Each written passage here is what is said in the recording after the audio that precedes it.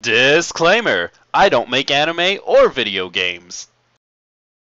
Hey YouTubes, Kudou here, wanted to give my first impressions on the fairly new anime, Neptunia. For those of you that don't know, this new anime is actually based on a very good video game series, very underrated, known as Hyperdimension Neptunia. Being a fairly big fan, having played all three of the games, I figured as soon as this anime came out I would give it some time, maybe let it build up a few episodes, and then I'd start watching it. And here I am to tell you how I feel after watching the first episode. Since Neptunia is a fairly unknown game, I'll go ahead and go into a little bit of the plot, kind of explain the games a little bit, so that we're all on the same page. Neptunia is something of a spoof on the video game console war. The first game takes place right as Sega is being knocked out of the console race, and you follow Sega's stout feminine representation through the entire game. The world itself is called Game Industry, not exactly a subtle pun, but then again it does kind of get you into the mood. And there are four lands: the land of Planetoon, the land of Lowee, La Station, and Leanbox. Obviously, just from those names alone, you can probably tell which land represents which console. Each one is ruled by a goddess who represents the console based on the land that they're from. A super quick rundown is we of course have Neptune, who is the main character. She represents Sega. And then we've got Blanc, who comes from the land of Lowee. Noir, who represents the PlayStation. And Vert, who represents the Xbox. Now I could probably go on for days talking about exactly what the game is and getting really deep into its history and what it's about, so on and so forth, but I don't think that's really needed. Pretty much all you need to know is it is a very underrated game with kind of a clunky battle system that has a lot of really good video game based humor. Pretty much all they really need to do to make this anime work is include the really good video game based humor. If it's really funny and you get a lot of the references, then you don't have to deal with the fact that the battle system is kind of meh. Really, I think an anime is the perfect outlet for this kind of world and this kind of idea. Now, obviously going into a Japanese anime, this is probably going to include a lot of ecchi, a lot of fan service. That's just kind of the norm. And by all means, I love that kind of stuff. Although to keep the true essence of the game, that has to not be the main priority. Yes, those scenes were kind of cute, and there was a bit of ecchi in the games and a bit of fan service in the games, but it was followed by really good humor, or happened because something really funny was going on. So let's see how long it is before we get a super epic cleavage shot. 27 seconds in. Okay, I have to admit, I'm losing a little bit of faith. I understand that sex sells, and like I said before, I'm a huge fan of ecchi, but at the same time, this anime could not go 27 seconds without trying to use sex to sell itself. Man, that hurts. But we've still got an entire episode to go. I'm obviously not going to judge it just based on the first 27 seconds. Let's see what's going on. They pretty much talk about this peace treaty that they're going through. Which is whatever, I guess. I mean, it's not really related to the games, really, but, you know, that's kind of cool that the anime is trying to take a new direction, maybe give us a new story. In fact, I gotta be honest, all of the girls look really great. This animation style is really quite perfect for them, and you can even see some of the reference humor still. Like the assistant here, who is actually based on Mario's color scheme. But then it quickly throws you back into shots like, okay, alright, look, this is Vert. Vert has nice titties. In the game, this is actually explained in a very clever way.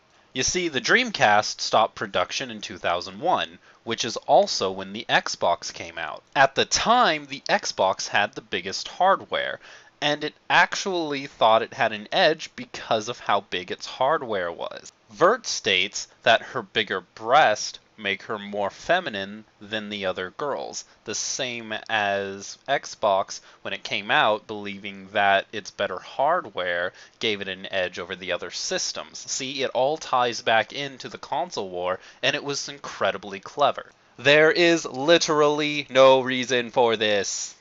Feel like I'm making too big of a deal of this? Here's what she looked like in the game. Now, like I said before, a lot of the referential humor is still there, and it's still pretty funny. Like when Neptunia is playing Sonic the Hedgehog and yelling at Sonic through the screen. That was actually pretty cute. And then when Histoire pulls the power cable directly out of the system, Neptunia makes a joke about how it says in the instruction manual you're not supposed to do that, and tells kids at home not to try it. Things like that are actually pretty clever. There are also little touches for people who are fans of the games, like when Histoire is about to explain something to Neptune, she puts on these glasses and they flare, and that's actually pretty funny because when she explains something to you in the games, she put these glasses on and you can't see her eyes. So that's actually pretty cool too. But then we get to little things like the plot. Oh boy, let me tell you about the plot. Here's the thing.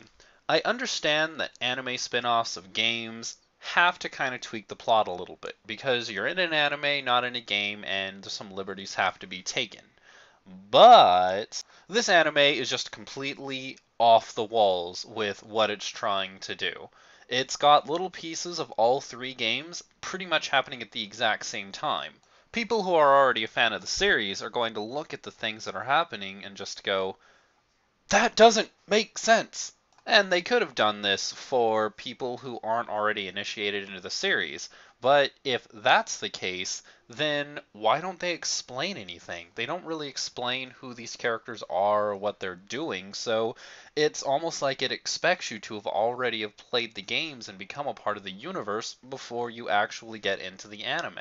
It's like it's not trying to please either group. It's like things are going along just fine, and then something like this hits you. One of the little sisters says this, and it makes no sense.